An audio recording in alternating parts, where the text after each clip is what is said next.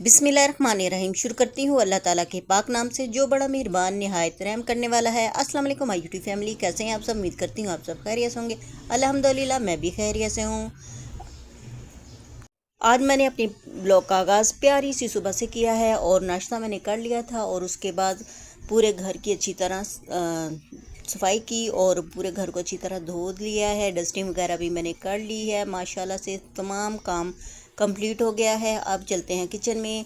और ये जैसा कि ईद आने वाली है तो पहले ही सामान ला के ये रख दिया है, क्योंकि ईद के दिनों में ना रश मार्केट में काफ़ी ज़्यादा होता है। आप भी कोशिश करें कि अगर हो सके तो अभी से ये मसाले वगैरह ला के रख लें ताकि बाद में आसानी रहे।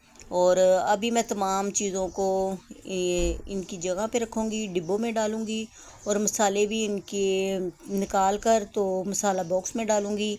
जब से मैंने मसाला बॉक्स लिया ना, इसका मुझे बहुत ही ज़्यादा फ़ायदा है। अगर आपके पास नहीं है तो आप भी ले लें।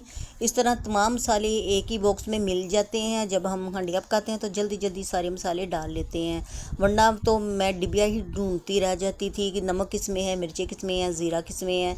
तो ये वाला जो मसाला है ना बॉक्स, ये बहुत ही अच्छा है। जब से मैंने लिया इसका मुझे बहुत ही फ़ायदा है। मैं तमाम मसाले जब ख़त्म होते हैं तो इस बॉक्स में डाल लेती हूँ और इससे ये बहुत ही ज़्यादा फ़ायदा है। तो अब ये मैं फिल करके रख दूँगी। और ईद भी आने वाली है और ईद के दिनों में इसका बहुत ज़्यादा फ़ायदा होता है, क्योंकि हम बहुत ज़्यादा मसरूफ़ होते हैं ईद के दिनों में।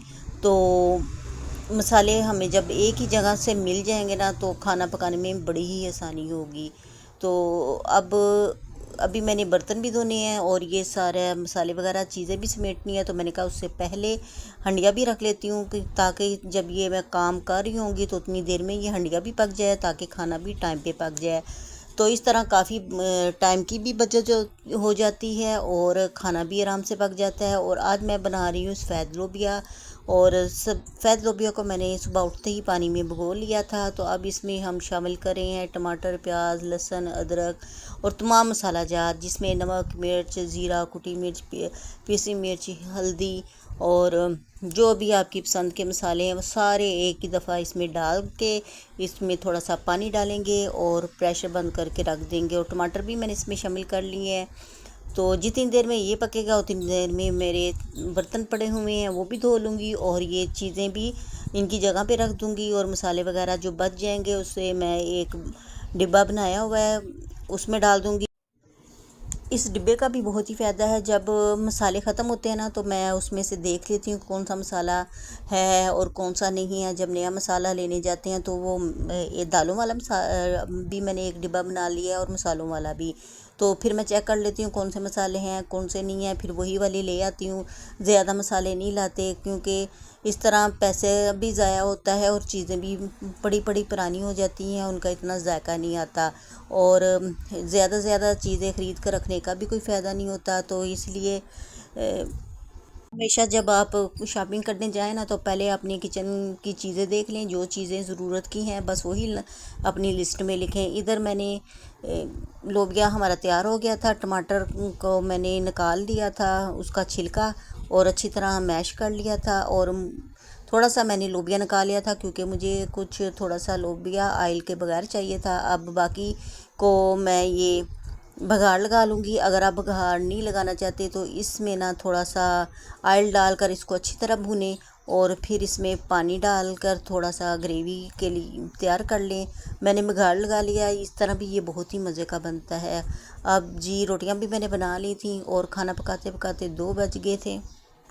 खाना पकाने के बाद मैंने मज़ेदार सी चाय भी बना ली थी, क्योंकि हमारा चाय के बगैर गुजारा नहीं है। जो मर्ज़ी हो जाए खाने के बाद या पहले जब भी दिल चाहे चाय तो चाहिए होती है। तो फिर ये मैंने चाय तैयार कर ली थी और साथ ही मैंने बिस्किट भी निकाल लिए थे। मुझे कमेंट करके ज़रूर बताइएगा कि किस किस को चाय पसंद है। चाहे गर्मी हो या सर्दी तो चाय तो हमारे घर में लाजमी ही बनती है।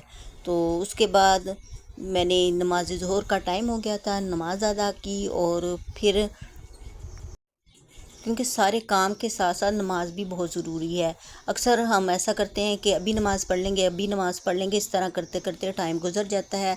अब मैं कोशिश करती हूँ कि जैसे ही अज़ान हो तो साथ ही नमाज अदा कर लूँ।